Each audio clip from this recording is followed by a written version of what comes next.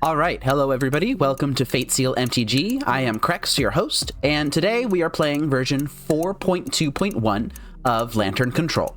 So, I have done a little bit of thinking about Mox Opal, and while 4 copies is nice, I had some trouble over the past couple of streams and videos, as y'all have noticed, where I just keep drawing these 4 land hands. And in situations like that, it's kind of difficult to get off the ground. I swear, I only play 20 lands in the list that I have on Moto, but still keep drawing all of those 4 land hands. So that kind of got me thinking about the overall build of my deck, where I had to think about how many mana sources I have in general. And 24 mana sources is a lot. It's a lot. And I was wondering if I could bring myself down to 23. And it turns out that you can. You actually have complete free reign over how many mana sources you put in your deck. You can even put 0 if you want. And I decided to bring down my list from 24 to 23, just to add in a little bit of extra room for this Assassin's Trophy that I really, really want in the main deck. So how do I go down from 24 to 23? I could cut my land count, but I feel like that would be a bit too irresponsible. 20 is already a fairly low land count, and I just do not feel comfortable going down to 19, especially when there are these 4 Mox Opals right here, and I could just cut down to 3. So that's exactly what I did. I have cut down to 3 Mox Opals. And in its place, I have put in an Assassin's Trophy. I've also brought out Spectre's Shriek and put Duress in its place there. I did think about Spectre's Shriek, and I feel like there have been a couple of times in the past couple of leagues where I haven't really had the ability to play Spectre's Shriek properly, and I feel like a Duress might just be better. Okay, so 3 things before I actually get started. First thing is, as of yesterday, I think, maybe the day before, I have officially passed 200 subscribers. Thank you very much for everybody who has decided that my content was worth subscribing to and deciding to hit that nice subscribe button, which may or may not be sparkling right now. It has meant a lot to me to be able to showcase this particular archetype. It means a lot to me, and it's nice that people are interested in my very specific, very unique method of getting this content to you. So thank you for everybody who has decided to help me out on this journey. It's been very nice. Second thing is I am a little bit under the weather, so my voice isn't going to be nearly as good. My gameplay might not be as good, but I'm still definitely going to be playing today. And third thing is, for some reason, my chat isn't working. So give me a second. I'm going to see if I can fix that. All right, we have started round 1 versus Palem. Hello, Palem. I will be on the play against you, but not with this hand. Jeez, I cut 1 Mox Opal, and this is what the deck does to me. All right, this is much better. I will keep this. I will... Now, this Mox Opal has kind of put me in a tricky situation, hasn't it? I could throw back the Mox Opal, and my first turn be Thoughtseize, and then second turn is Suspend Profane Tutor. But what happens if I don't draw my 3rd land? I'm kind of cooked. I could throw back a Pyxis and just count on Mox Opal eventually becoming live, and I think I will do that, actually. Worst case scenario, the Urza Saga pops, and I get a Lantern off of it, and that turns on my Mox Opal. So let's go ahead and see what 6 my opponent kept. Alright, looks like we are playing against Energy. A relatively slow Energy hand. I gotta say, I kind of like this. Go ahead and take that Guide of Souls, slow them down even further, because I'm certainly not going fast. Okay, Elegant Parlor has entered play, and it looks like the part of my build that automatically tracks how many cards my opponent has in hand isn't working either, so we're gonna have to just work with that. They surveilled a Plains to the bottom of their deck, which is quite nice. So I'm going to go ahead and play out this Urza Saga and suspend a Profane Tutor. My opponent has drawn their card for turn and is mulling over what they should do. 6 cards in hand, we know 4 of them. If they drew a 2-drop, then they should just slam their 2-drop. They gave me another card that I didn't know about. So, yeah, we take those. Profane Tutor is going to tick down. That's an Ensnaring Bridge. That's fine. I will go ahead and play out this Pyxis. And I am most certainly grabbing a Lantern of Insight with this Urza Saga here. My opponent is just going so slowly. They scryed to top. They surveilled to top. I'm going to go ahead and take it. I won't know what it is, but it also won't hit the graveyard, which is nice. That is a Sacred Foundry, which I did know about. And now they can play a Seasoned Pyromancer. They can discard the Flage if they want to. But I'm just going to go ahead and grab... Ooh, that's good. That's really good, actually. That sets me back quite a bit. All right, well, my Urza Saga is gone. Let's go ahead and cast this Profane Tutor. And now I'm certainly grabbing a Lantern of Insight. Assassin's Trophy, huh? All right, Assassin's Trophy is kind of a bad draw in this situation. Now this Mox Opal is going to be very nice. Although if this Mox Opal were a land, it probably would be just as nice. All right, this Ancient Stirrings needs to hit a land. It hit a Blooming Marsh. Yeah, I'll grab a Blooming Marsh. That's fine. Okay, I've got a Pyxis on top of my deck. My opponent's going to draw a Fable of the Mirror Breaker. And I can't help but think that I have a decent shot at winning this game still. I know all of the cards in my opponent's hand, and none of them are too terribly impactful. That Thraben Charm set me back, but the Profane Tutor kind of saved my bacon there. And next turn, I'm going to, honestly, probably just... Oh, there's the Fable. There's the Sacred Foundry that I knew about. Like, next turn, I could cast this Ensnaring Bridge, or I could just play Pyxis, and then hold open Assassin's Trophy. I think I will go ahead and do that. It's not like I'm going to be losing less life by playing out the Ensnaring Bridge, since I'd have 2 cards in my hand anyway. And now they have Flage and Seasoned Pyromancer in hand. I think I'm fine with this. All right, so let's go ahead and prepare for them to discard a bunch of stuff, and we'll have to see what they draw. All right, so they have a Ragavan on top of their deck right now, and they only discarded 2. Well, they discarded 2 cards. They drew a Ragavan and an Arid Mesa. There we go. So no, that's not terribly good. And I believe I can actually just Assassin's Trophy this Ragavan right now, because I don't want to be hit with my own Inquisition at this point. Ragavan is down, Arid Mesa is down. That leaves Seasoned Pyromancer as the only card they have in hand. All right, so I am going to take 4 here. I'm going to fall to 13. And next turn, I'm going to be taking 4 again. So I'll fall to 9. Which means even if they escape twice from their graveyard, then I will fall to 3.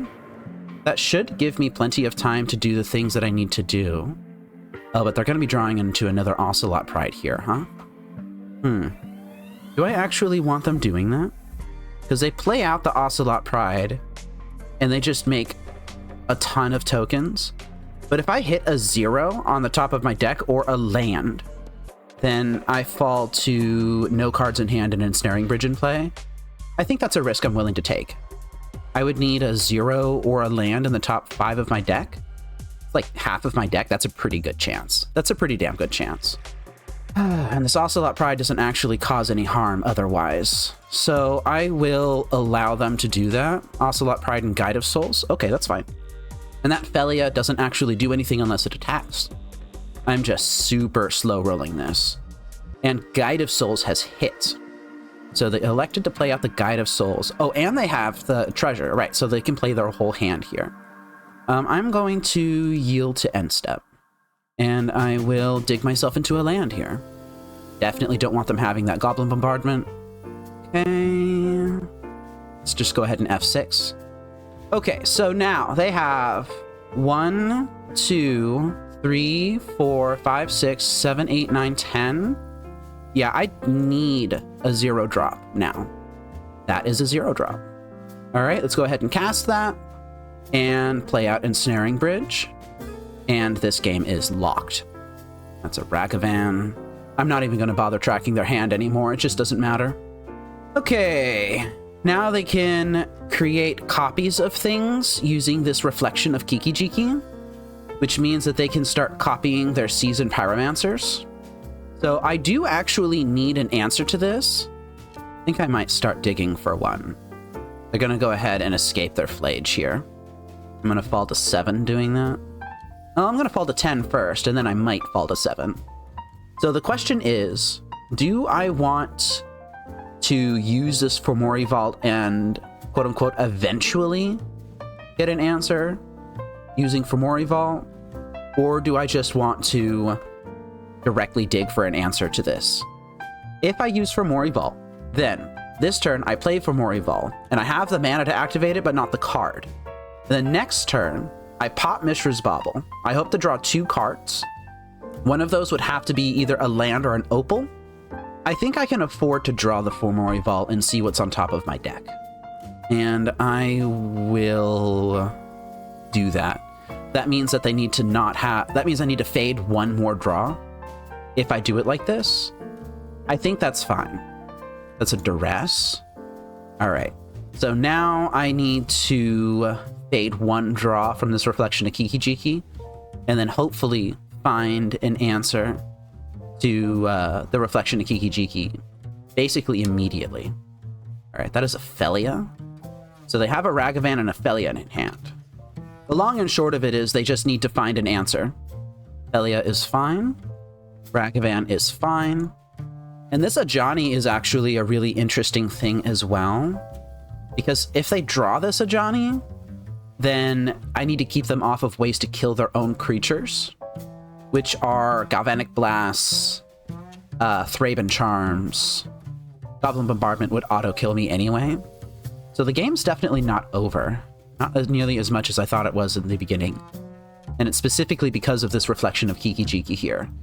So do I let them draw this Ajani? I kind of don't want the duress on top of my deck anyway, so I will not allow them to draw the Ajani. It's another Spyro, huh? I'm going to have to let them take that, I think. All right, so Seasoned Pyromancer and Galvanic Discharge, that's fine. And this Mishra's Bauble on top of my deck basically guarantees that I'm not going to have an issue even if I top deck something nasty. So I am going to pop the Mishra's Bauble here. Yeah, I'm going to pop the Mishra's Bauble, and then I'm going to F6. And it's kind of notable in this game that the Mox Opal wasn't actually particularly useful. Oh, did they? No, they didn't. Okay. They're just getting a ton of stuff now, though. Very grateful that I F6'd. Oh, whoa, whoa, whoa, whoa, whoa, whoa, whoa, whoa. Where's this coming from? Oh, it creates copies. I see. No, this game ran away from me because of that. Dang it. I hadn't considered that interaction. Oof, that's terrible.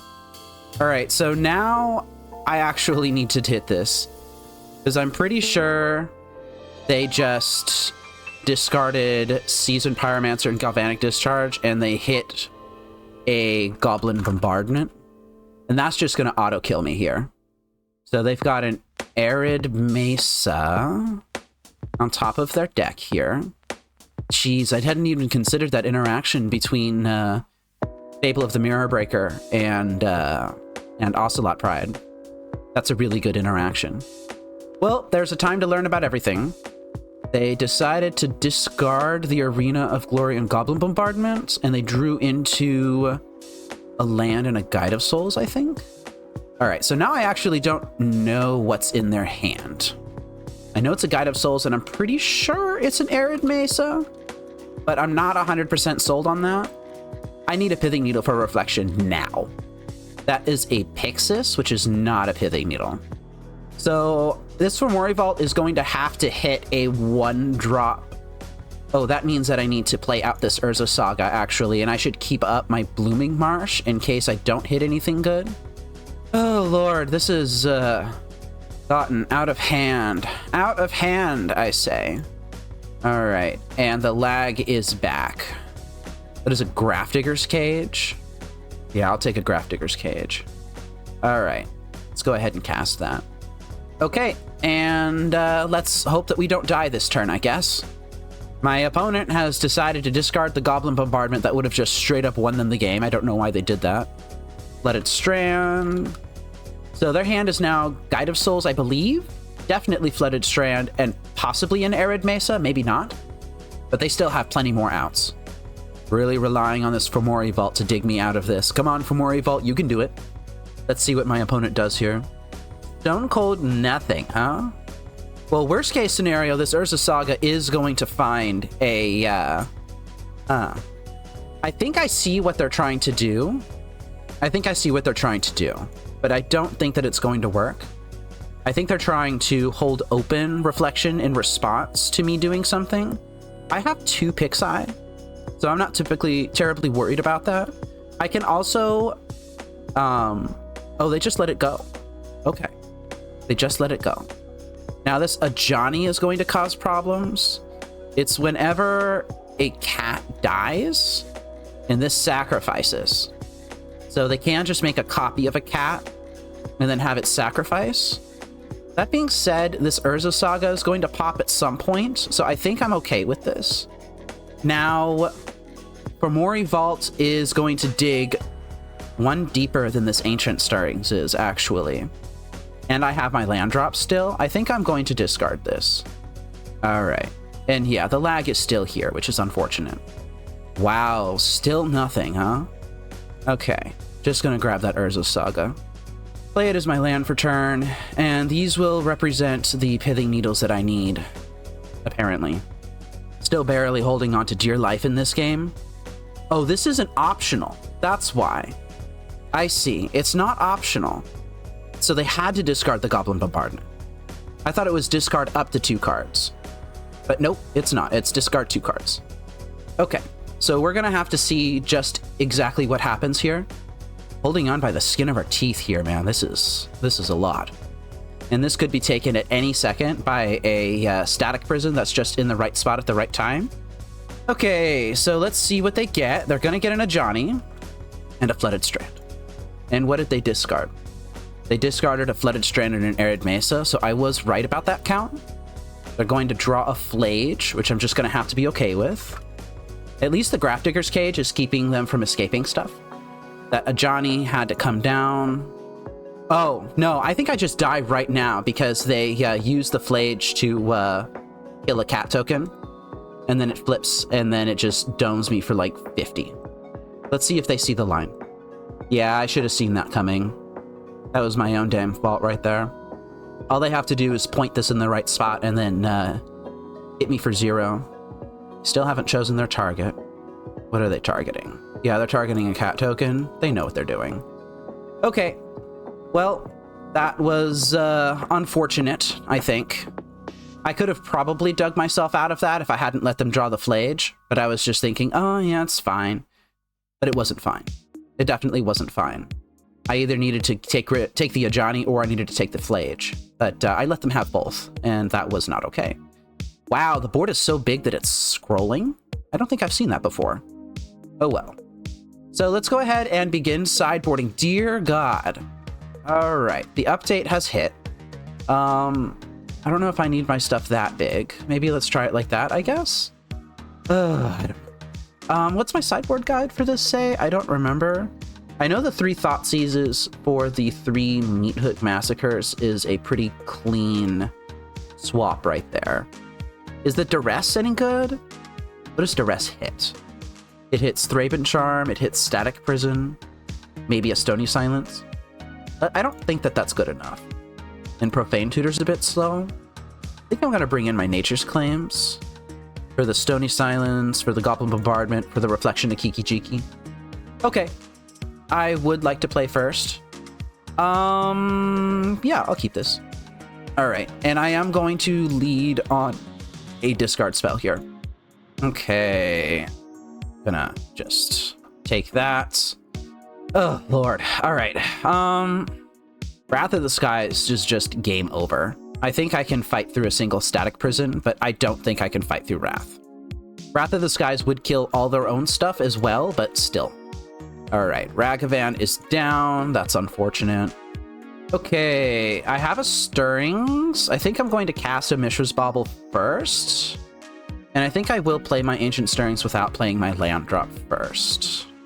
I think I take a Lantern here, honestly. Any order. And now I'm going to... I think I'm just going to play out my Lantern. I don't think I'm going to use my fetch quite yet. And yeah, they can hit a swamp. That's fine. All right. Oh, I didn't... That's interesting. Okay, sure.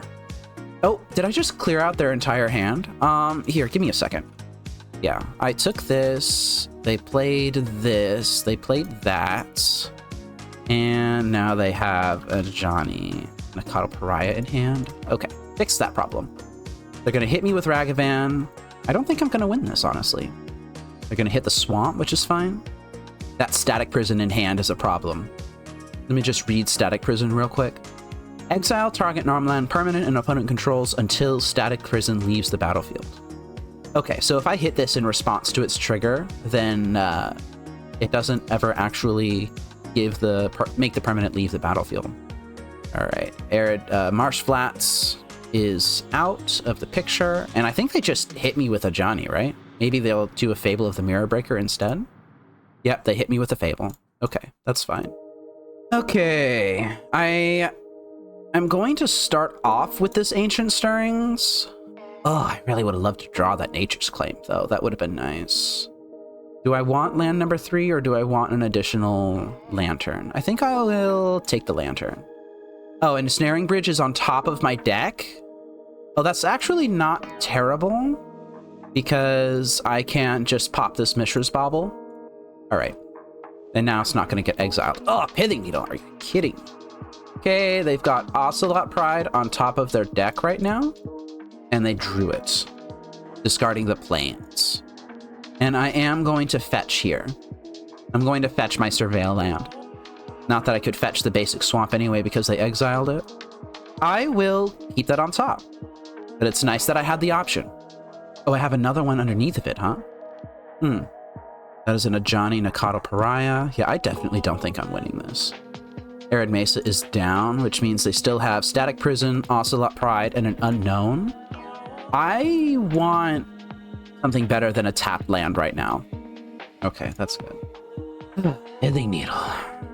Perhaps I can bait them into using Static Prison right now if I play out this Ensnaring Bridge, even though my hand is full. This Pyxis on top of my deck is annoying for sure, but I don't know if I have the luxury of milling it right now. I still have to beat this Static Prison. Ooh, can I beat a Stony Silence on top of this? I'm not convinced I can. All right. I don't think I can beat that. Yeah, energy is just outvaluing me right now. I wish I had access to untapped land into Meat Hook Massacre. I would love that right now. But I'm just going to have to F6 now. And next turn, they can just Reflection into Copycat Warrior token, then flip a Johnny that way. Yeah, they exiled a Pyxis, which they can cast if they want. My best draw right now is to Arid Mesa Ocelot Pride. Okay. So they still have the Static Prison in hand. My best draw right now is probably a top-decked Nature's Claim. I can play out the Cookbook, discard... Geez, I don't even know if that's good enough. I don't think I have a way to win this. Well, there goes the Static Prison. And there's the Pyxis. Okay. They still have an Unknown card in hand. So I need a Nature's Claim off of this draw, and I did not find it. I do not believe I have an out. Okay. Well, if I had been a little bit more savvy about the Reflection of Kiki-Jiki plus Seasoned Pyromancer interaction last game, then I probably would have had a decent chance of winning that, because I would have prioritized that quite a bit more than I did, and not just assumed that the game was locked up. But geez, that is an interaction for sure. And that, coupled with the Ocelot Pride, was just absolutely terrifying. They just had so much of a means to filter through their deck, and I just couldn't control that. So yeah, Pithing Needle on Reflection of Kiki-Jiki is a must. Must, must, must, must. All they did was swap out the one ring and put in reflection in its place. And yeah, it's pretty damn strong. It's pretty damn strong. All right, well, lesson learned, on to round 2. Okay, we are on the draw in round 2 versus Madaba. I will play against you with this hand, though. This hand has everything that I want in it except for lands. I think I will keep it and recognize that it is quite a bit slower than it should be. Oh, okay. Maybe it doesn't matter that it's a bit slower. Ah, especially having an Urza Saga top deck. That's good. I do not want a Mishra's Bauble here. So we are playing against Belcher. And I like playing against Belcher. This is nice. I will Thoughtseize them to start with. Oh, and they just F6'd. Okay. Okay, you can F6. That's fine. Now what? So let's go ahead and grab their hand first. So next turn, they can shock in Seagate Restoration, have Flare of Denial open. They can whir for 0, grabbing a, what's that called? A thingy thing. And then they can just win. So I think I need to take the whir. Yeah, I'm going to take the whir, and I'm going to try and strand everything else in their hand. And let's go ahead and cast this Lantern. Thundertrap Trainer is fine. All right, Thundertrap Trainer hits. They're going to look at the top 4 of their deck and grab a card in there and show it to me. It's a Disrupting Shoal. All right, they're playing their Hydroelectric Specimen as a land. So they can shoal on 3 and 7. It's not fantastic. I think I'm going to Mishra's Bauble here. I just need the velocity more than I need anything else. Grimoire Vault is going to go into my hand. Overgrown Tomb's also going to go into my hand. And yeah, I'm just going to play out my Milrocks, I think.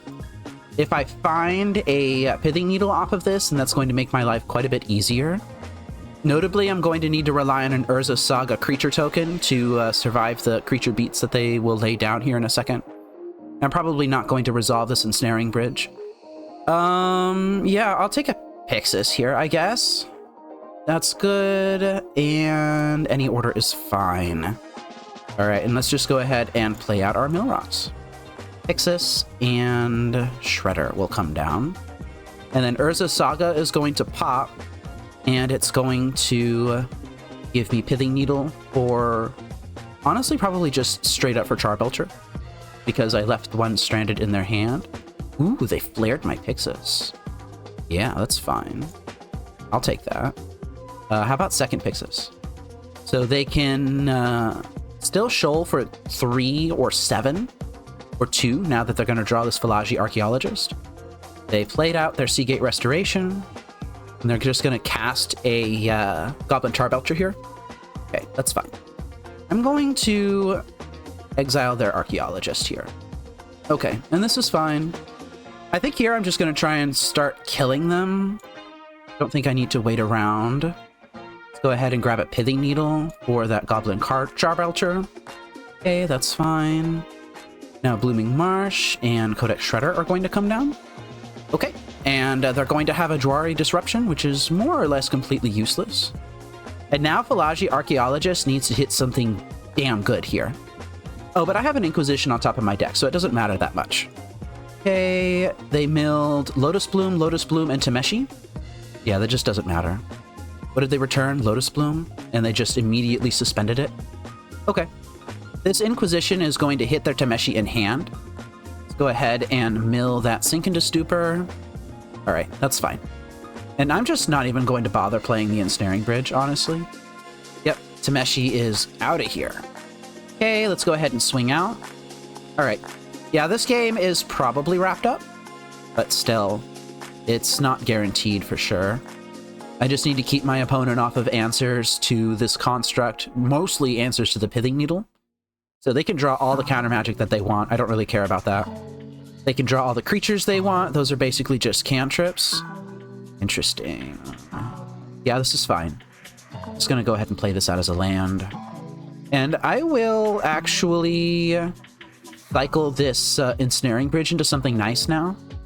Yeah, I'll take an Inquisition.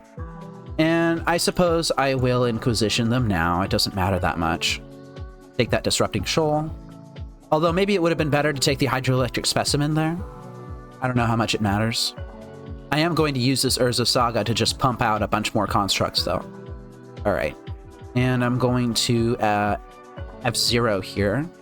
Player Denial is in hand alongside a Hydroelectric Specimen. At this point, all of their creatures are just cantrips. Slow cantrips, even. So yeah, I don't really care about them that much. And if they don't block this construct right now, then they die. Well, they could have countered the Grafdigger's Cage, but they chose not to. And they correctly chose to block, that's fine. And they concede. Okay, yeah, that's fine. All right, we take those wins. This deck is fairly easy to play against as a Lantern control player. Like, it's really just not that difficult. What we do is we bring in our Thoughtseizes, our extra discard, taking out a couple of Ensnaring Bridges, maybe. But their beatdown plan does become more potent post-game because they have all these tiny little creatures. So I will take out an Underworld Cookbook. Well, their beatdown plan becomes more potent post-game specifically because of Harbinger of the Seas can shut down the Urza Saga plan. So I don't want to side out all of my stuff, really. Is Assassin's Trophy even good? I don't think so. I think I'm not even going to bother with it. I'm just going to do this. Double basic Swamp and the 3 Mox Opals are going to help out a lot versus Harbinger of the Seas, though. It's just, don't count on your Urza Sagas hanging around. And now that I know what I'm playing against, turn 1 Urza Saga is going to be much more helpful, I think.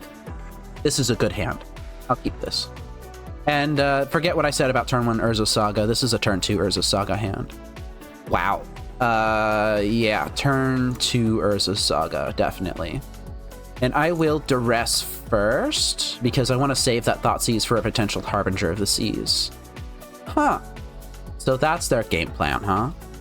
I'm sorry, but no. They drew another Lotus Bloom. All right. Oh, the Sink into Stupor is gone. That is an Urza Saga. That's fine. Do I Thoughtseize them now? I could Thoughtseize them and take the Falaji Archaeologist. Yeah, I'll do that. I'll take the Falaji Archaeologist. I don't know why my opponent really kept their hand. Yeah, they kept 7. It's kind of a risky hand to keep against an opponent that plays so much discard, but whatever. I'm not the pilot. Well, I mean, I am the pilot, just not of that deck. I'm a pilot of Lantern Control that plays now 10 discard spells in the main. Hello, Yuki. Thank you for tuning in. I appreciate it. Wow, they had to play the Soporific Springs as a land for turn. That's good for me. Do I even play the Underground Mortuary, or do I just play Polluted Delta, play out this Mishra's Bauble, and start killing my opponent? My opponent can land a Goblin Charbelcher next turn. So this Urza Saga does actually need to grab a Pithing Needle. Them playing the Soporific Springs as a land for turn is pretty brutal, though, for them. So let's think about the math for this for a little bit. They're going to crack their Lotus Bloom and tap a Springs, and they're going to play a Charbelcher. And then I'm going to grab a Pithing Needle, and I'm going to shut that down. But then they're going to have another Lotus Bloom come off Suspend. Let's assume that they drew land and then third Soporific Springs get hit, or their draw. Would that allow them to both play Sink into Stupor and activate Choblin Garbelcher? It would, actually. So I have to hope to fade that. I have to hope to fade that, really. Let's do Swamp here. Honestly, I guess I wouldn't mind an Underworld Breach ban, but I don't really feel too passionately about it. Wow, just straight lands, huh? Just straight lands. Yeah, this is what you come to the Fate Seal MTG channel to watch, is to watch a Lantern Pilot draw. Text notes, 8 lands. This is absolute insanity. Goblin Charbelcher. Get out of here. Yeah, oops, all lands, exactly. I have played 3 spells this game. I have played a Duress, a Thoughtseize, and a Mishra's Bauble. Those are the 3 spells I've cast. And we're just going to hope that it's enough. If my opponent top decks exactly 3rd Sink into Stupor into another land, then it's Jover. And they need to have those 3 top decks exactly within last turn, this turn, and the turn after. They didn't play a land, but they could... Oh, I haven't actually updated their hand completely. Wow, it still keeps disconnecting, huh? All right, that's fine. Oh my god, they didn't see the line. They actually top decked the Sink into Stupor, but they played it as a land. That means that they have to have... What? Why would you do that? You just hope to top deck another land, right? All right, yeah. Okay, this is kind of wild. Yeah, they should not have played that Soporific Springs. They should have held that. Like, they should have held that, and then it just doesn't matter. It just doesn't matter. Are they gonna whir for... Oh my god. They're casting Whir of Invention right now for X equals 2. What are they gonna get for X equals 2? Portable Hole. They're gonna hit my Pithing Needle, and then they're going to murder me. Okay, yeah, that's fine. So I blame this game on drawing Vex Notes. 1, 2, 3, 4, 5, 6, 7, 8, 9 lands. But yeah, that's actually not that bad. All right, let's take a look at their list. Okay, so they've got Charbelters for days. That's fine. They have Whir of Invention. That's expected. Do they only have the 1 portable hole? Looks like they only have the 1 portable hole. They brought in some Consigned to Memories. Into the Flood Maws are in there now. Yeah, that's all perfectly reasonable. Okay, well, let's try and not draw 9 lands this time. Maybe I do want the Nature's Claims. If I want the Nature's Claims, then I could side out...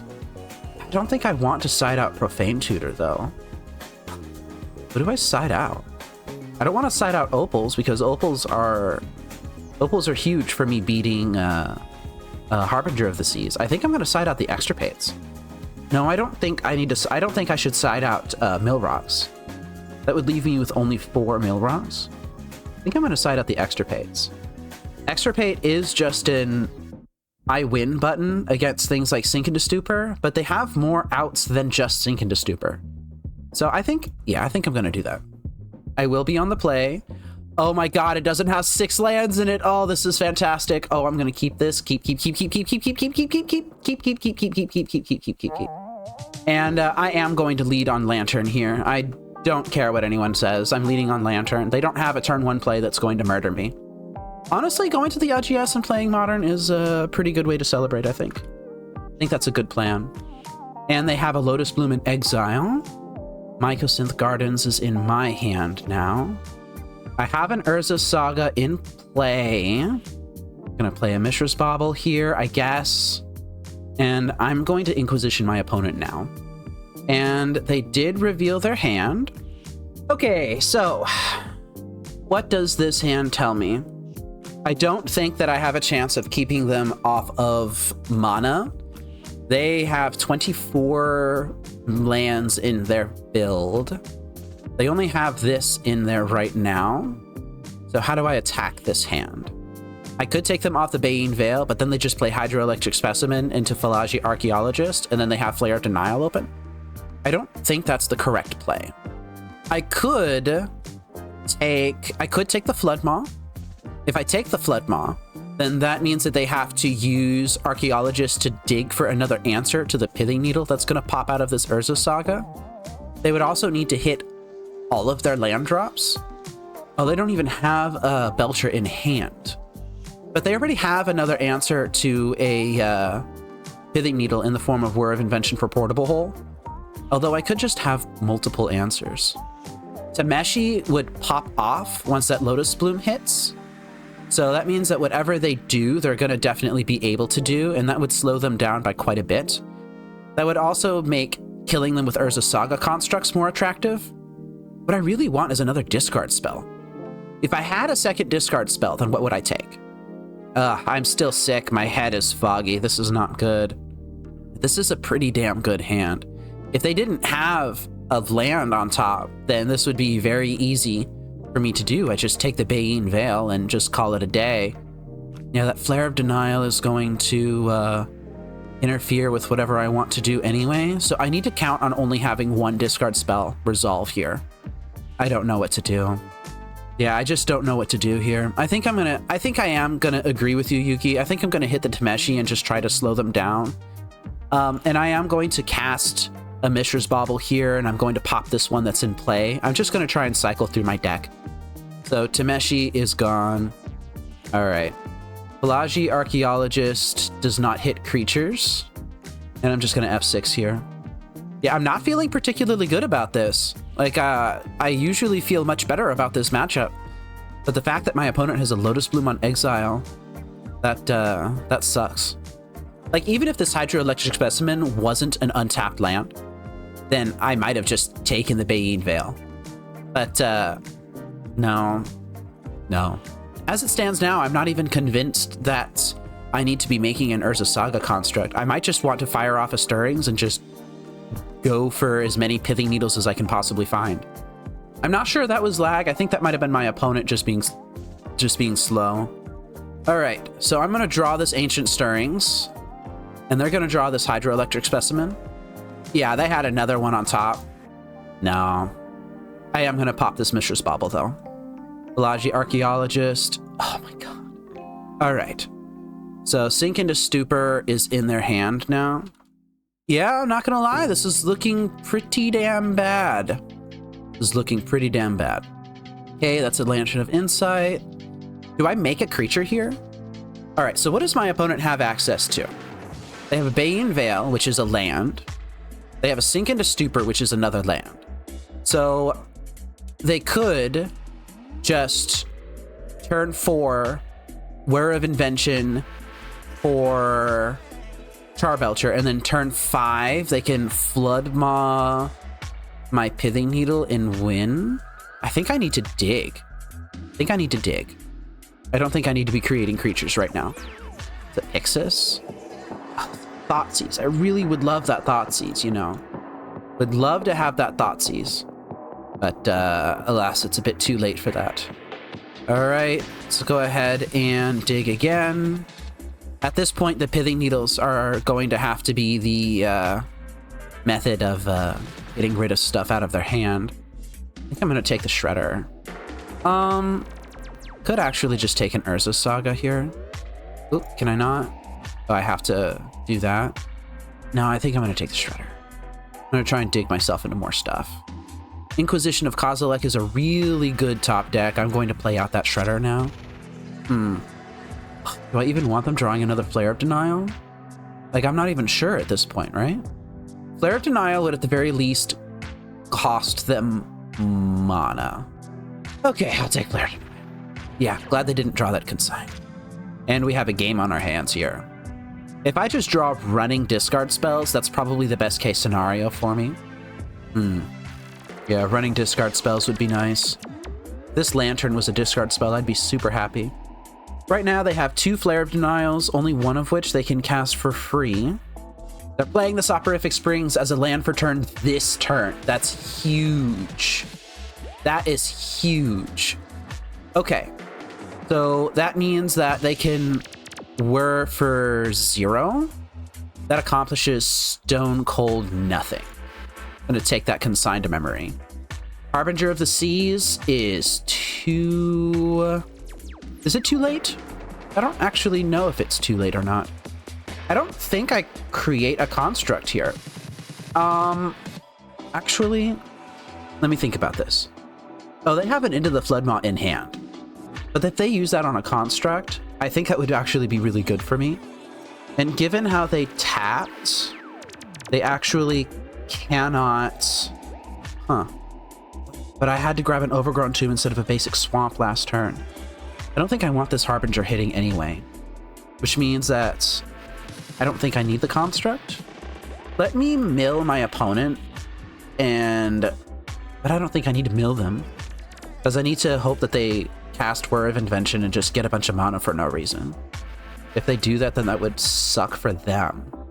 If they draw this Harbinger, then they don't have a means of activating Charbelcher right now. Yeah, I think I'm just gonna have to do this, and I might have to just hope that I hit a Mox Opal or something. Ugh, Ancient Stirrings, I don't want that for sure. What do I want to do here? Goblin Charbelcher for sure. Okay. Play out this Mycosynth Gardens, play out this Pyxis, hope it resolves. Although Pyxis not resolving due to a Flare of Denial actually wouldn't be the worst thing in the world. Because as it stands, my opponent doesn't actually have access to a Goblin Charbelcher. So if they counter this, then that's one less counter that they have for things that actually matter. Am I kind of hoping that my opponent counters this? I don't know. Let's just see what happens. Looks like they're doing something. That is a Flare of Denial on Pyxis of Pandemonium. Okay. Now the big question. Do I mill this Harbinger of the Seas or not? I think the answer is no. I think the answer is I let them draw it. And then I'm digging to a 5-outer. Yeah, I'm going to let them draw it. Glad I did. Okay, Harbinger of the Seas is in play. All my lands are islands. They played the Bane Coast as a land. And now they have... I think they might have me here. I'm going to take the Sink into Stupor. Another Harbinger of the Seas. Kind of just have to let them draw that, right? Yeah, I think they have me. I don't even think they block this. Maybe I shouldn't have allowed them to draw the Harbinger, because that would have allowed me to play Ancient Stirrings into something. But then they would have drawn a Sink into Stupor, which would have been pretty bad. I guess I had the spare Lantern. I could have just stopped them from doing that, assuming that the second Lantern even resolved. I'm not sure it would have. Harbinger of the Hunt? No. This one. All right. They're gonna attack? Not attack? Probably should have attacked there, yeah? This is interesting. I think I'm just dead anyway, right? I think I'm just dead anyway. I'm gonna mill myself here. All right, so my opponent is responding with a Whir for... Doesn't say what X is. Oh, X is 4. Yeah, that's reasonable. Don't know why they went for this, though. And now I would need to simultaneously draw a Black Source. And... No, I would just need to draw a Black Source, actually. Because the Whir is gone. No, wait, no. I would need more than that, because they have a Flare of Denial in hand. Well, that Lantern's terrible. Alright, well, I'm gonna see if my opponent misplays or something. That's not what I want. Yeah, maybe I shouldn't have let them draw the Harbinger. That's definitely not what I want. Mox Opal. Basic Swamp. Mishra's Bauble. Okay, well, that's game. Alright, wow. I don't often lose to Charbelcher, but when I do, it's because I draw 9 lands in a row. But the third game, I feel like maybe I could have played better. Maybe I misevaluated Harbinger of the Seas, allowing me to just cast my spells. But my thought process for that was, oh, well, I, got out my Construct token to to gum up the board. I've got my Urza Saga already popped to get the Pithing Needle. I should probably be fine. But my opponent also had a pretty damn good hand. And I just didn't have enough discard to punch through it. Oh, well, it happens. On to round 3. Okay, we are on the play. No, not on the play. On the draw versus Selfie Stick on round 3 here. This hand is pretty good. I think I'll keep it. This will allow me to do turn 1 and turn 2 Inquisitions. Gives me the option to fetch a Opal off of Urza Saga if I'm really running low on lands. They did take a look at the top of their own deck. They want the card. Do they want the card? They're deciding. They do want the card. Okay. Wow, Duress was a decent pickup, right? Go ahead and Inquisition our opponent here. I feel like I'm gonna regret this Duress being in my hand, though, if they just play out a bunch of aggressive creatures. Wow. Okay. Well, I certainly can't just take the FOMO. I think I'm gonna take the Looting. No, but that's card disadvantage, says everybody. If I take a FOMO, then that's just... Oh, they already have Delirium. Oh my god. Alright. I'm gonna take the looting. And they targeted their own selves again with the Mishra's Bauble, and again liked the card, so they drew it. Oh, I didn't actually put their hand in. Probably should have done that. I took the Faithless Looting, but now they have 2 cards in hand that I don't know about. Maybe I should have led on the Duress. But that's all hindsight 2020 and all of that. Okay, so they fetched a mountain finally. They've got an Arena of Glory, which is one of the cards that I didn't know about. They're playing their first Fear of Missing Out. They discarded a Detective's Phoenix. Dear God. Alright. So I'm going to Inquisition them again. Second Blooming Marsh. Okay. Inquisition, Forest, Overgrown Tomb, Wooded Foothills, and Fear of Missing Out. Okay. Do they have Collect Evidence 6? They have one... No, they have 1, 3. They don't have Collect Evidence 6. Okay. And, wow, this actually is a fairly slow start from them. I took the Fear of Missing Out. They have a Verdant Catacombs. Okay, Overgrown Tomb is fine. They just have 3 lands in hand. They're just gonna flashback Faithless Looting. Yeah, that's fine. Okay, so they're gonna draw another Looting and a Thoughtseize. Ugh. The good thing they can't cast Thoughtseize this turn. They discarded Verdant Catacombs and Forest. So I'm 100% playing out this Ensnaring Bridge this turn. I'm gonna take a little bit of damage here. And I am just every single time Urza Saga into Ensnaring Bridge. I just cannot afford to have Ensnaring Bridge be Thoughtseized. Okay, I'm still gonna take a little bit of damage. Fatal Push. Notably, they cannot now bestow Detective's Phoenix and attack with Fear of Missing Out. I don't even know if they can actually bestow Detective's Phoenix. So they're going to draw a Commercial District and another Commercial District. And they will discard Fatal Push and Commercial District. Okay. So they can Thoughtseize me here if they want. Oh, they actually... Yeah, they cast that Faithless Looting from hand, so that Faithless Looting is gone. And yeah, like this is fine. I don't actually need anything in my hand right now. I'm just gonna start establishing a lock. I may actually grab Grafdigger's Cage off of this first Urza Saga to prevent them from flashing back the Faithless Looting in their graveyard. Yeah, I think I'll do that. And then the Urza Saga after that can grab another Mill Rock or something. Okay, I'm feeling fairly confident about this particular game. I don't know about the matchup as a whole, but this game is feeling okay. It helped that my opponent flooded out hard. Now they're going to Thoughtseize me, and they're going to take my Lantern, probably. But Thoughtseize just doesn't matter anymore. Just like my Duress doesn't matter. My hand doesn't actually matter anymore. Alright. And I'm not even going to bother with creating a construct here. I don't think creating a construct is correct, but getting a Grafdigger's Cage is going to be very nice. Okay, there's Grafdigger's Cage. I might have grabbed a Mill Rock if I didn't have this Codex Shredder already in my hand. I'm just going to fire off this Duress just to get it out of my hand. Probably could have kept it in hand, but I don't think it's that big of a deal. All right.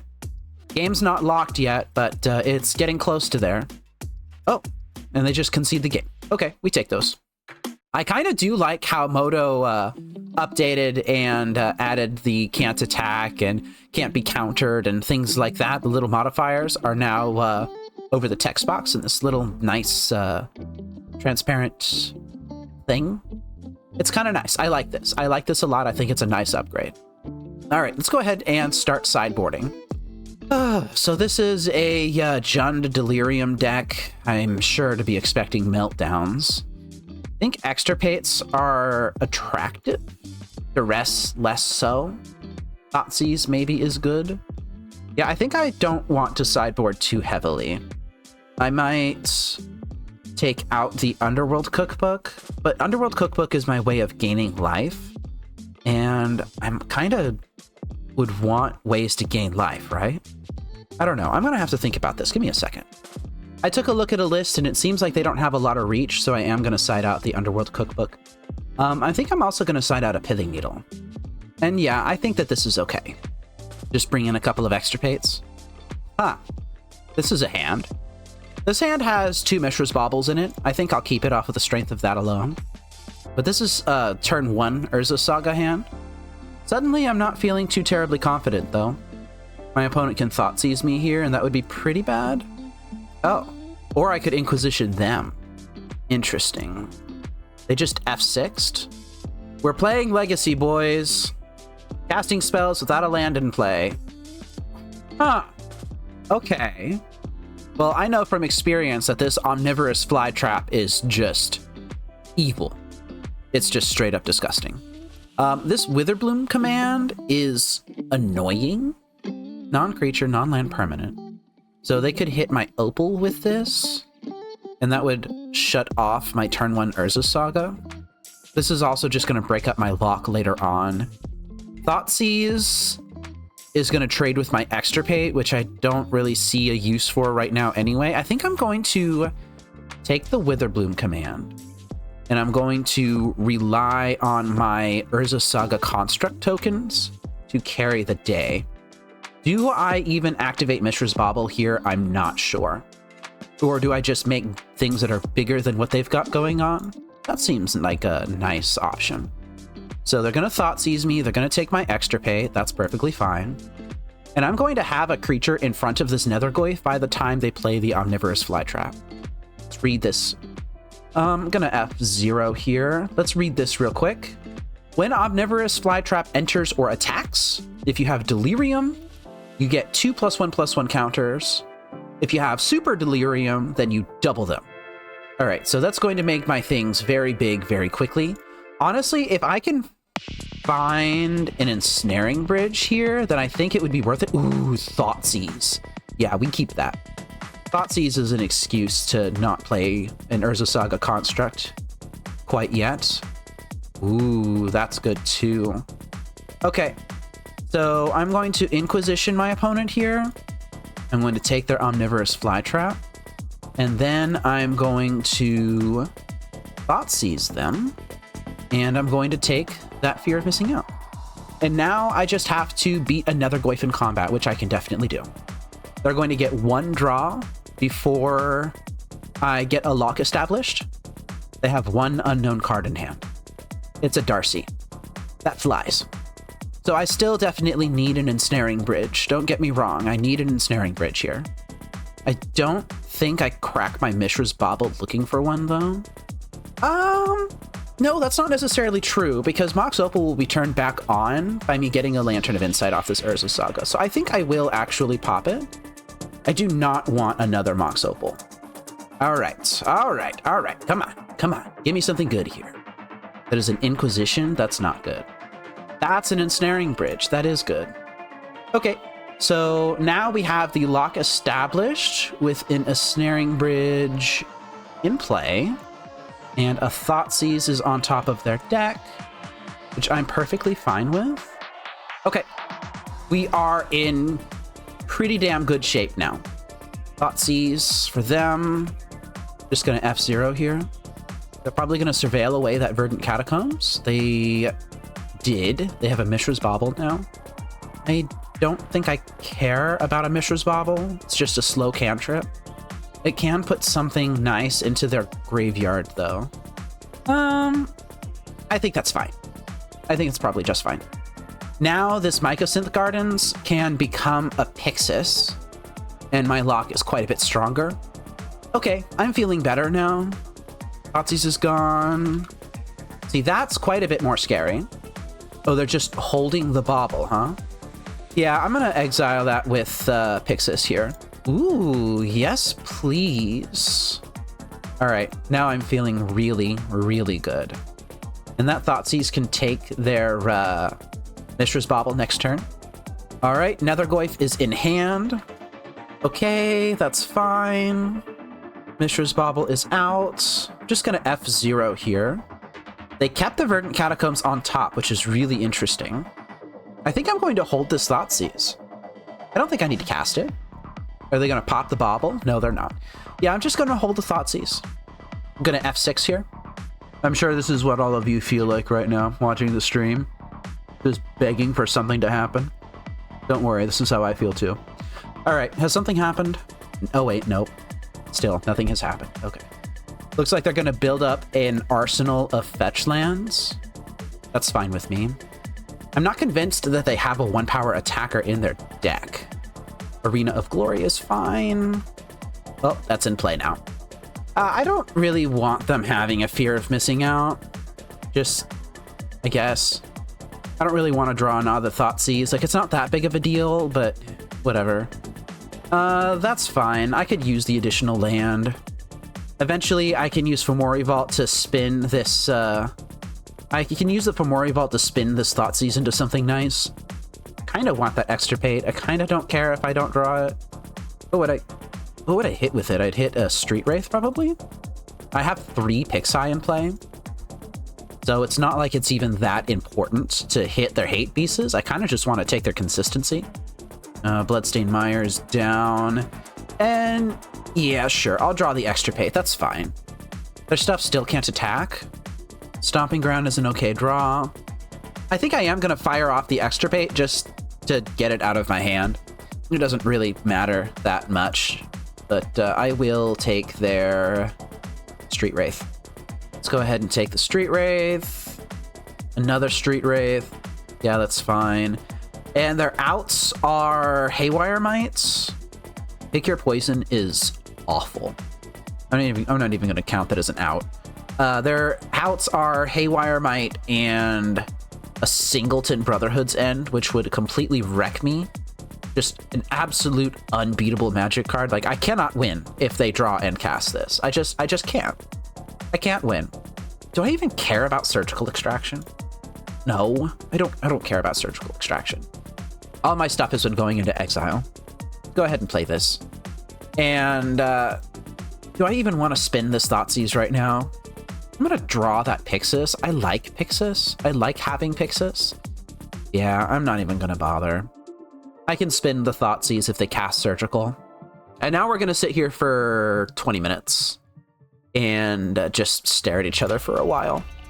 They kept the Surgical in hand, and I think I'm going to go ahead and spin it. Go ahead and spin the Fomori Vault into this Pyxis, because I do vaguely want to exile that Malevolent Rumble. Pithing Needle? Nah, let's just grab a Pyxis. Let's go ahead and exile here. My opponent is 1 card lower in deck than me, so that means that I'm going to have an easy time finishing this game off.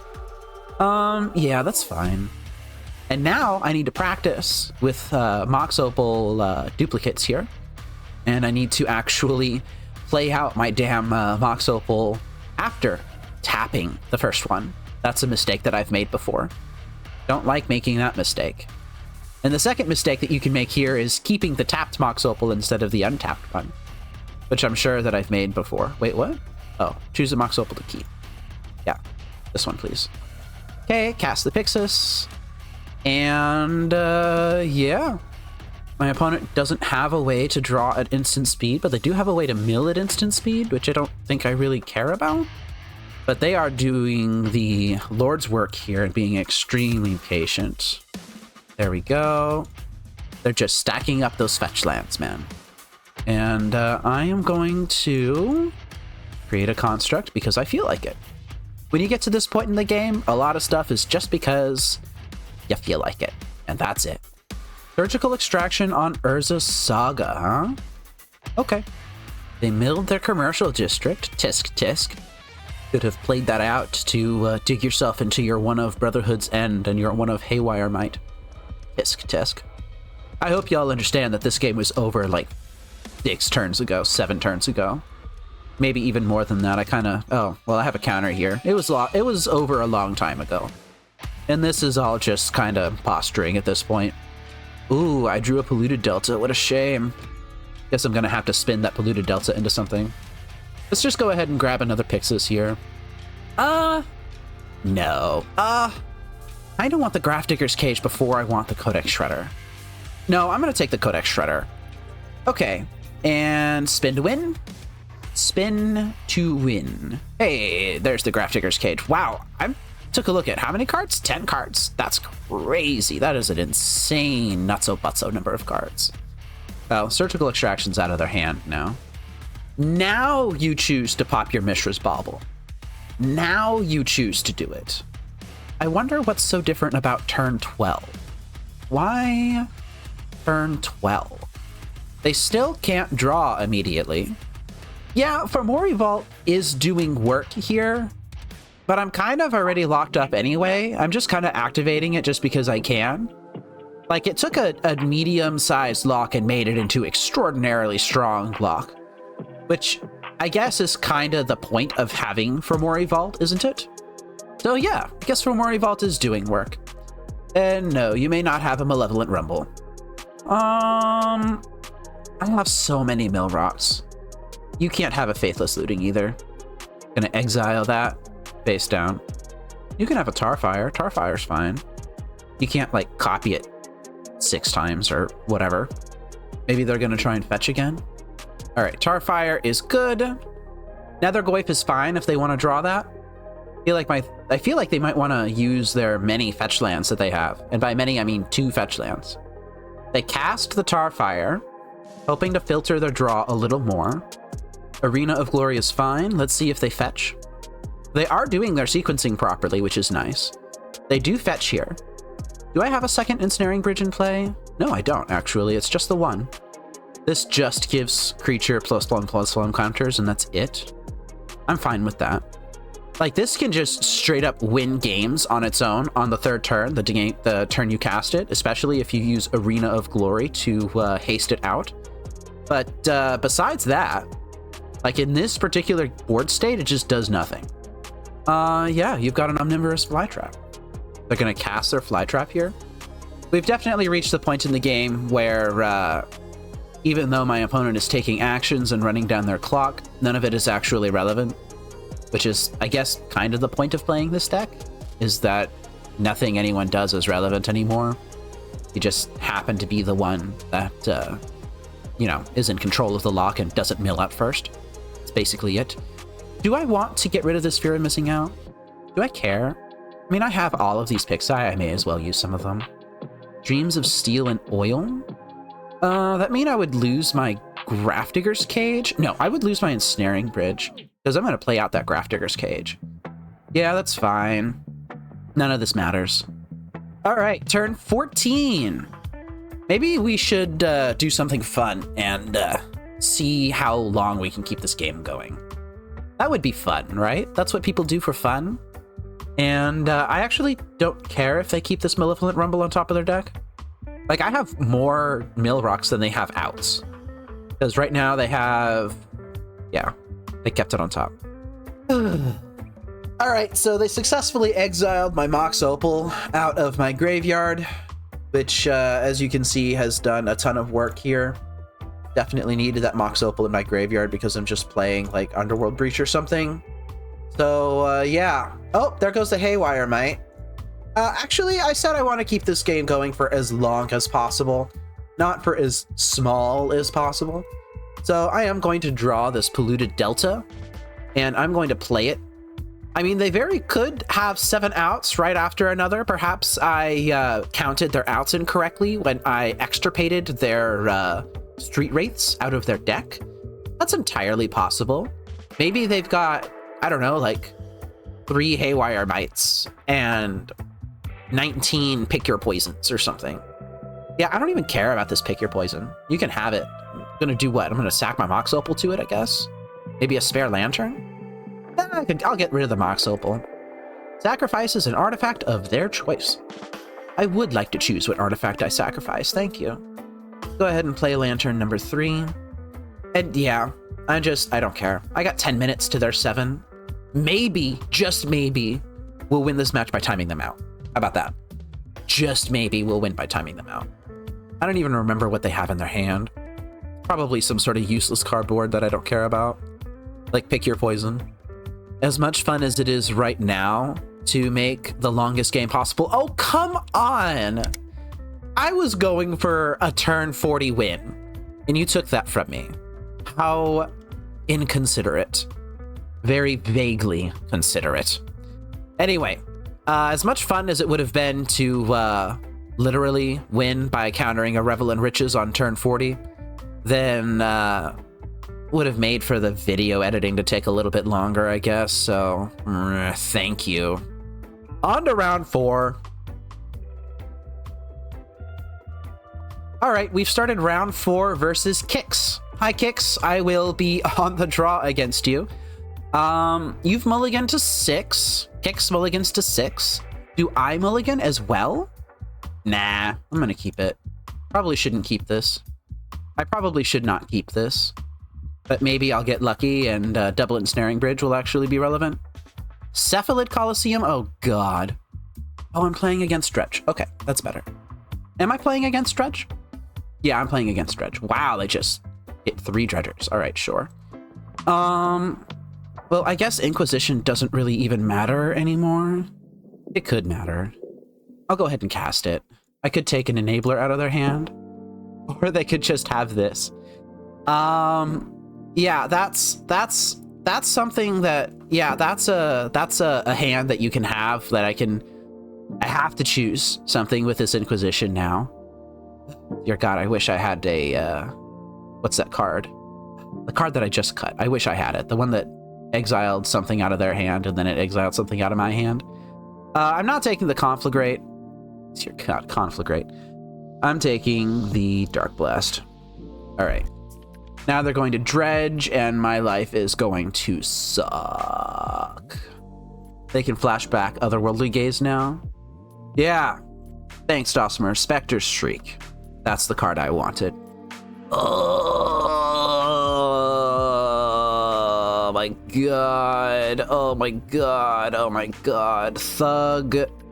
Imp. That hurt. Oh, that hurt. That hurt. That hurt. That hurt. That hurt. That hurt. Why did you have to do this to me? I'm at 17. Do I Inquisition myself?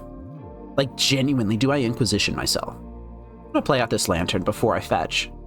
It's a Pyxis? I'm gonna Inquisition myself. Because what's gonna happen is I'm gonna play out this Blooming Marsh because I want the Pyxis. And they don't have Stinkweed Imp anymore, I think. Because they discarded the Dark Blast. They brought it to hand. They Thug, Imp. So they got another Golgarian Thug in hand. Yeah. Okay. So I discard Ensnaring Bridge. I play Pithing Needle on Cephalid Coliseum, I guess. No. I play Pithing Needle on... What do I play Pithing Needle on? Give me a second. I'm an absolute idiot. There's a card right here that has an activated ability on it. So I'm going to play out my Blooming Marsh. And I'm going to... Jeez. If I Inquisition myself, I go down to 3 cards. Next turn, I go up to 4. Play this and then go down to 2. And that means the ghouls can't attack? Yeah, I'll do that. All right. Discard an Ensnaring Bridge. Oh, Lord. I'm gonna be so dead. I'm so dead. I'm so dead. I'm so dead. I'm so dead. I'm so dead. I'm so dead. Oh, what did they draw? They drew a Cephalid Coliseum? Dude, this is ridiculous. This is absolutely ridiculous. How many Creeping Chills have they hit? They've only hit 1. So I died just to Creeping Chills. So they're going to play that. They're going to... Oh, they actually drew, huh? No, they didn't. They hit 3 Stinkweed Imps. Lord. Yeah, I'm going to F6 here. I think I'm just going to get run over. Yeah, I definitely just got run over. I'm at 4 right now. I'm going to draw this Pyxis. I'm going to fetch down to 3. And then I'm going to fall to 1 from these Narcomoeba attacks. And then they're going to mill over a Creeping Chill, and I die. It's just that simple. It would take a miracle for me to not die to a Creeping Chill. Well, that's a miracle. So they did Stinkweed Imp. I'm going to fall to 1. I'm going to F6 here. Do they have a Dakmor Salvage in their list? I don't see one in their graveyard right now. I'm gonna draw this Inquisition. See a bunch of rainbow lands. Let's go ahead and play out the Pyxis. Play out the Pithing Needle. Hit the Silver Smoke Ghoul. And then... I don't know. Does it even matter? It doesn't matter. I'm gonna save time. And there's basically no way that my opponent doesn't mill over at least one thing here. Do I take this Faithless Looting? I'm not gonna take the Faithless Looting. It just doesn't matter. Oh, they actually drew it, huh? Alright, yeah, that's fine. So now they need to just dredge twice. Yeah, there's the Creeping Chills. All at the bottom of their deck. Okay. Jeez, that was lightning fast. Doesn't help that I start at 8 life. So I just need to be super fast. I don't think that they get to the I don't think they get to draw a second land, but they didn't need to. They just destroyed me here. Give me a second. Okay, but that means that we can try to destroy them.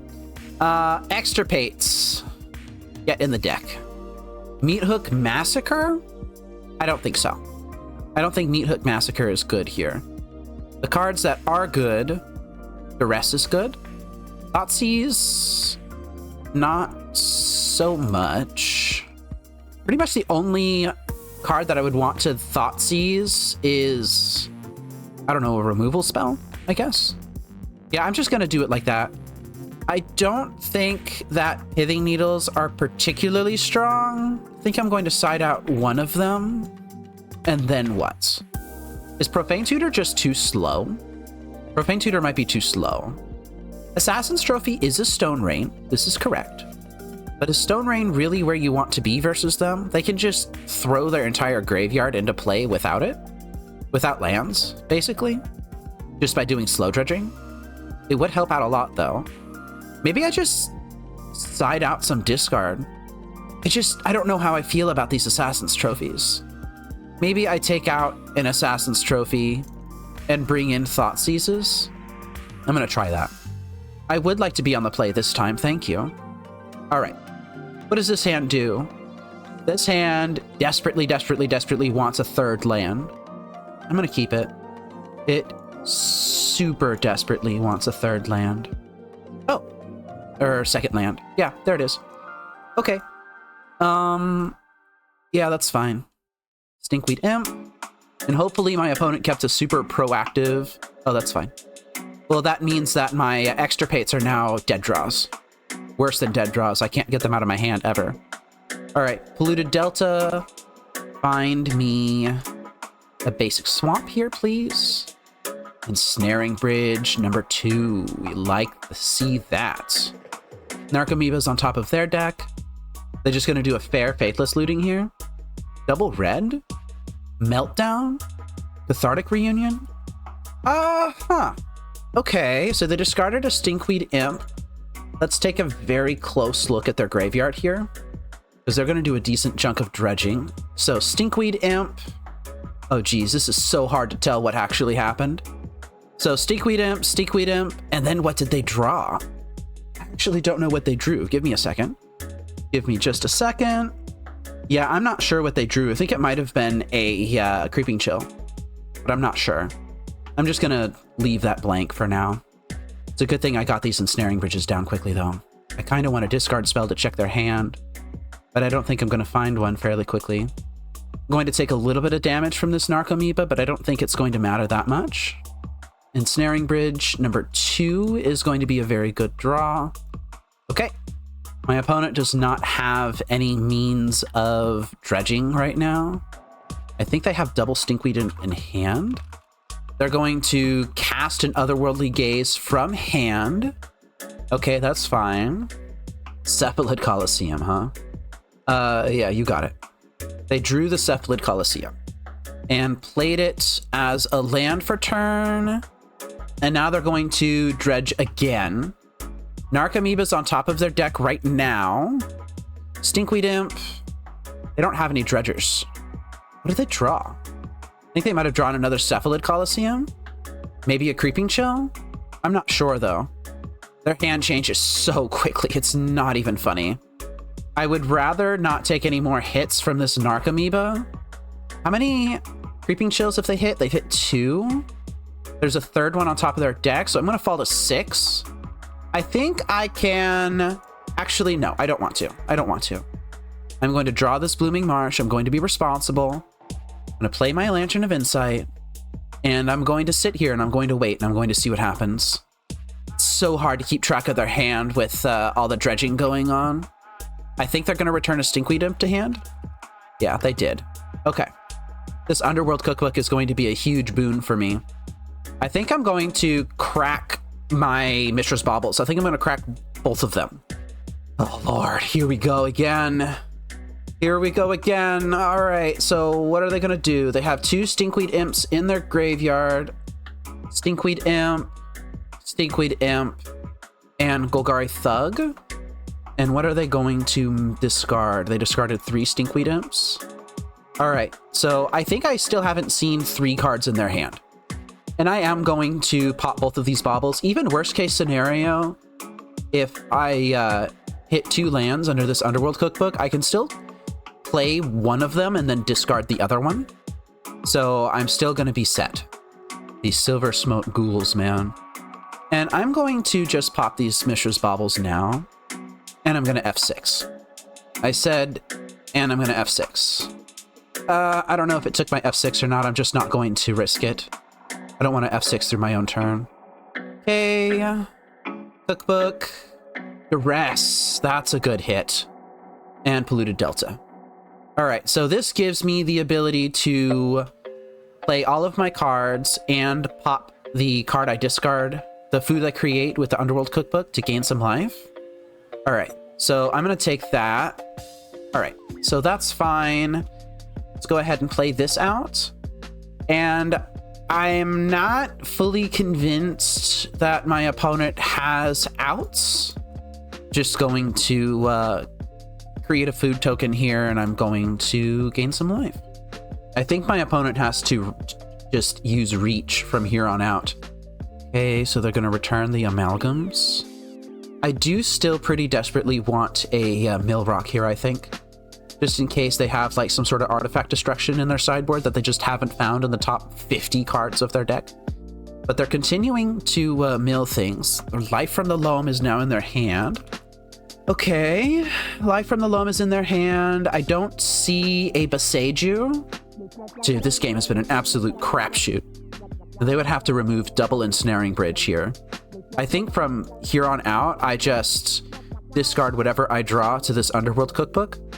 Anything that's not a Pyxis, a Pandemonium, or a Codex Shredder, at least. Or can find one. Yeah, I'm going to discard even that Thoughtseize. I just need life here. Oh, Lord. All right, do your worst. They drew the Cephalid Coliseum. Yeah, I do not cast this Thoughtseize. Do they not have artifact removal? I don't know. Like, they can only cast this Conflagrate once.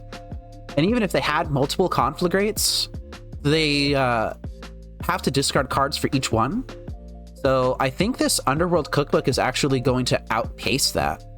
I think it's already outpaced it. I think I will actually cast that Ensnaring Bridge, though. Underworld Cookbook, I'm glad you're in the deck. All right, what are they going to do here? They just drew it? Well, this certainly makes an argument for me bringing in, I don't know, something else, maybe. Because if my opponent doesn't actually have artifact removal, then I might want to just focus on slamming Ensnaring Bridge as quickly as I possibly can. Although, I don't know. City of Brass? Do they draw it? Do they mill it? They drew it. Okay. They drew the City of Brass, and they're just discarding it. I think I'm going to speed up my play. I'm not going to track their hand anymore. Yeah, I'm not tracking their hand anymore. I'm at 18 life. I'm probably high enough. Just going to discard everything that I draw to this Underworld Cookbook, and I'm going to F6. I think I'm going to need my time here. And I think that they're extremely unlikely to be taking me down from 18. Especially with all of their Creeping Chills already exiled. Oh, this is not comfortable, though. Yeah, I'm just going to F6. MTGO is still a bit laggy, that's true. Just hoping it's not going to be that big of a deal. Yeah, they don't have anything. They have nothing in their whole deck. That's insane to me. Nothing at all. This is post-board, mind you, and they saw what I was doing. I cast an Ensnaring Bridge in the last game. I cast a Lantern of Insight in the last game, right? Pretty sure I did. Wow. Yeah, it just doesn't matter. I just need to be F6ing. None of this matters anymore. Okay, and I win this one. So I saw my opponent's entire deck. The only thing that they have is 3 copies of Silent Gravestone. 4 copies of Silent Gravestone. Is that really it? Is that all they've got? I'm gonna sideboard. Do I even want the Assassin's Trophies? Like, I kind of would want to bring in the Nature's Claims just to gain some life, honestly. Just to hit my own stuff and gain some life. If I do that, then what am I siding out? Profane Tutor's definitely too slow. Maybe I side out another Pithing Needle? No, I side out a Millrock, I think. No, I'm going to side out a Pithing Needle. Millrocks at least help me advance my own game plan. Help me dig to an Ensnaring Bridge. And I think I just mulligan super aggressively for an early Ensnaring Bridge, and I just don't care about anything else. This Nature's Claim plan could easily backfire, though. Okay, so what does this hand do? This hand does not have an early Ensnaring Bridge. I'm going to mulligan it. This hand also doesn't have an early Ensnaring Bridge, and it doesn't really do enough. I think I'm going to mulligan this, too. My opponent has kept 6. This is a good hand. Now, what do I get rid of? Honestly, goodbye Lantern. Goodbye Duress. Extirpate. I'm going to heavily rely on that Extirpate. And now any 1-drop artifact will get me to Ensnaring Bridge. Well, I need multiple 1-drop artifacts, I guess. White. God, you've got to be kidding me. They found the Silent Gravestone just right off the bat. Oh, that's a Nature's Claim. I'm going to play out my Mox Opal in case I feel like I want to Nature's Claim my own Mox Opal. Hopefully here they just cast an Otherworldly Gaze. That's beautiful. I love to see that. And now this Extirpate's going to majorly slow down their game plan, I hope. Okay, so I said that the Nature's Claim might backfire. Turned out that it did not backfire. I actually might even hold the Nature's Claim here, just to trick them into overextending. That is a high-risk play. I'm going to do it. I'm going to do it. I'm going to see if this is a good idea or not. If I draw a land, then this gets rewarded heavily. I wonder what they kept on top of their deck. Ooh, that's a land. Look at that. Okay, so this effectively means that my Extirpate can be responded to. I think I'm fine with that. So yeah, I get to exactly do that, Dossamer. I'm going to Nature's Claim their Silent Gravestone in response to something. I haven't figured out exactly what yet. And then I'm going to Extirpate whatever the hell they put in their graveyard, and that's going to be fantastic. I don't know if I Extirpate the Conflagrate, but there's a decent chance that I Extirpate something like a Creeping Chill, which is going to be really good for me. Honestly, Extirpating Creeping Chill and then slamming Ensnaring Bridge is going to be huge for me because my opponent just doesn't have artifact removal anywhere in their 75, apparently. Otherwise, I feel like they really, really would have bordered it in last game, but they didn't. So, I don't know. I don't know. They did keep a card on top with their Otherworldly Gaze, and they drew it just now. So they are going to City of Brass here, tapping it for red. They're going to flash back their Otherworldly Gaze. Cathartic Reunion, huh? Okay, so listen. I could hit the Golgari Thug and try to slow them down from dredging at all. Or I could count on them hitting a Creeping Chill and just Extirpate the Creeping Chills and then slam Ensnaring Bridge and then just be done with it. If that doesn't pan out, then I have the option of hitting like a Silver Smoke Ghoul or the Prized Amalgam or something like that. So I think I'm going to, again, high roll. Okay, there's a Creeping Chill. Okay, so they got Golgari Thug, Stinkweed Imp, Life from the Loam. Okay, and now we blow them out. Creeping Chill, right? Yeah. Now we blow them out. And now we're going to take a look at their deck, make sure that this plan will still work. Creeping Chill, Creeping Chill, Creeping Chill. Okay, and they have 0 outs to a Resolved Ensnaring Bridge. Okay, and I don't even take damage from this Creeping Chill. That was a huge blowout. That was a massive blowout. All right, yep. And now we land Ensnaring Bridge. Kind of funny that they still get their Silver Smoke Ghoul because they gained 4 life off the Nature's Claim. And now I don't even think I care about their hand anymore. I just care about being proactive with my own game plan. So the thing that I need to happen is I need this thing to not happen. If I draw my second copy of Extirpate and they play a Silent Gravestone and I don't have an Underworld Cookbook and Narcomoeba just solos me, then I'm in trouble. But besides that, I'm fine. Oh, okay. Well, we can just do that too. That's fine. All right. Game's over. I'm not going to F6. I'm going to F0, and then I'm going to be activating Pyxis. Because I am going to try and cut this short, because the other way that I lose is to time. And if my opponent is smart, then they're just going to be timing me out. So I need to be doing this on my own turn, I think. Gonna go ahead and remove my upkeep stop. And now I'm just discarding everything to Underworld Cookbook. Don't care what it is. There we go. I'm not even going to gain life off the foods. That's just not relevant anymore. Everything that's not a mill rock, I'm going to be discarding. Yeah, Silent Gravestone doesn't matter anymore. I have the Underworld Cookbook.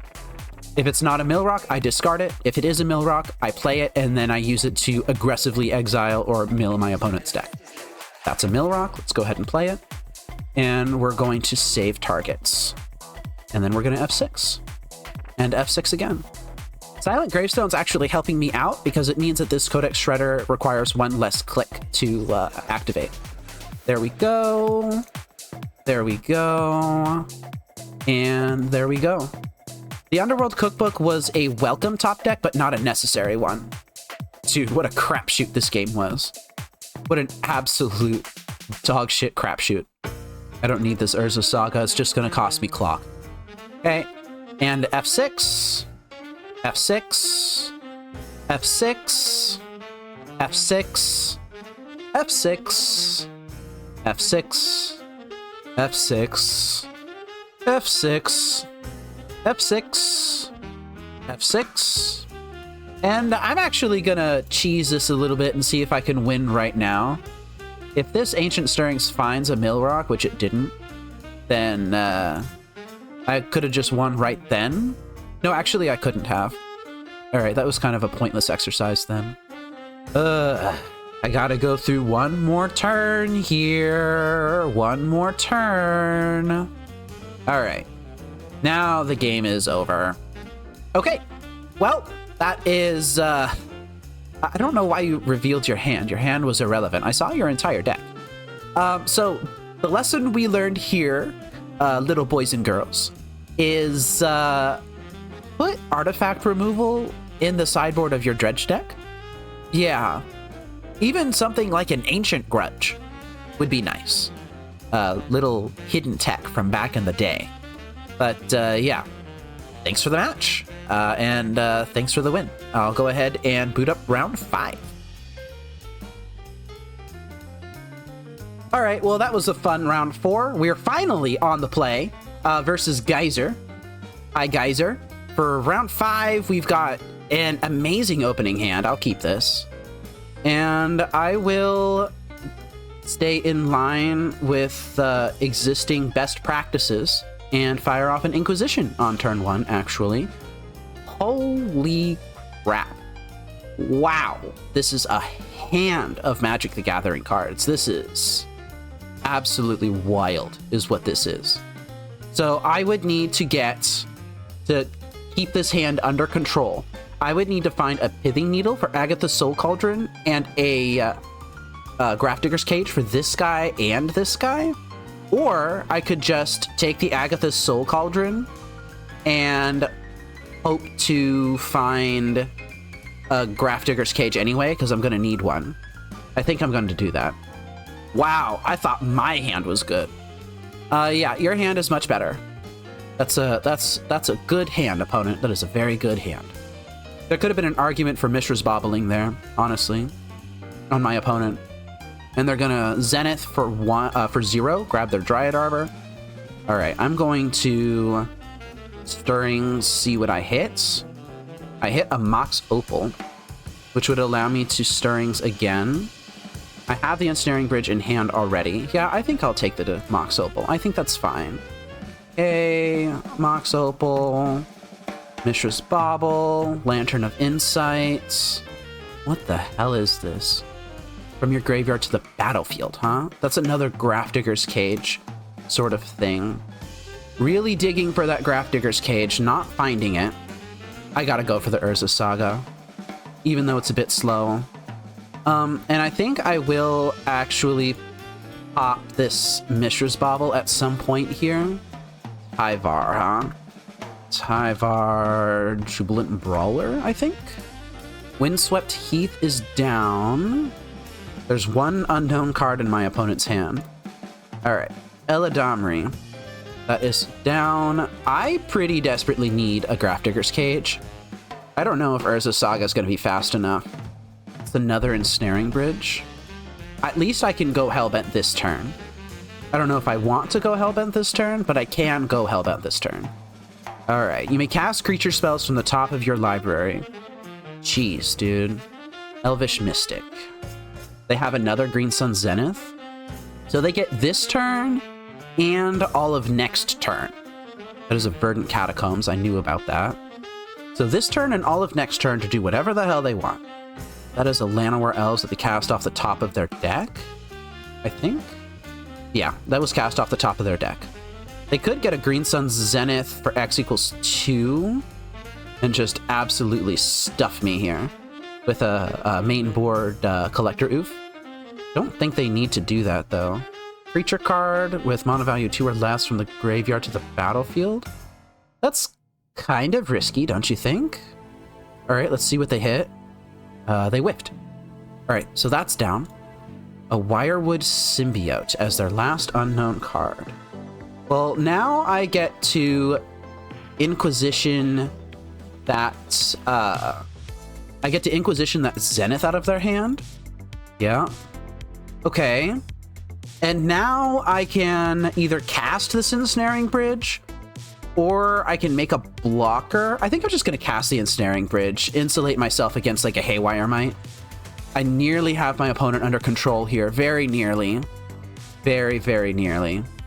That's Elvish Mystic out of their hand. And now they get a shuffle. They're just upticking.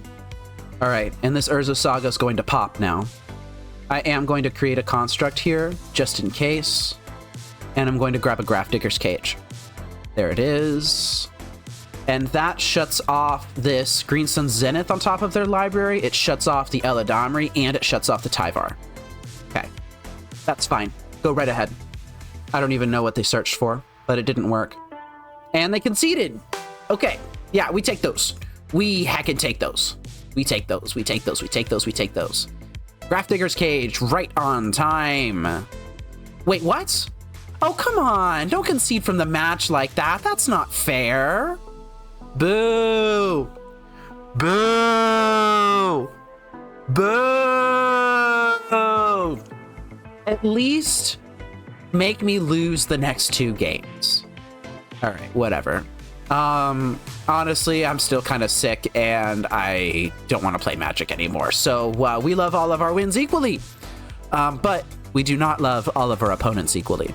All right, on to the wrap up.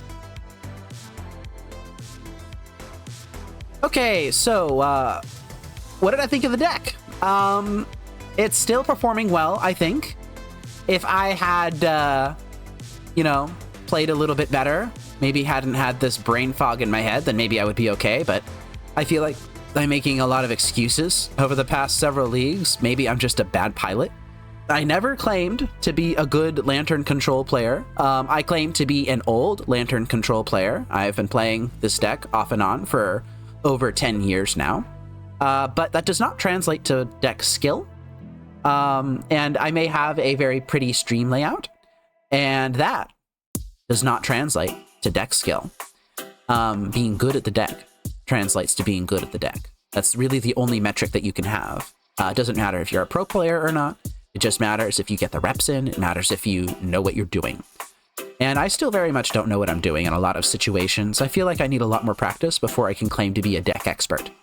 But it felt very nice. Profane Tutor was clutch in that one game. I liked that a lot.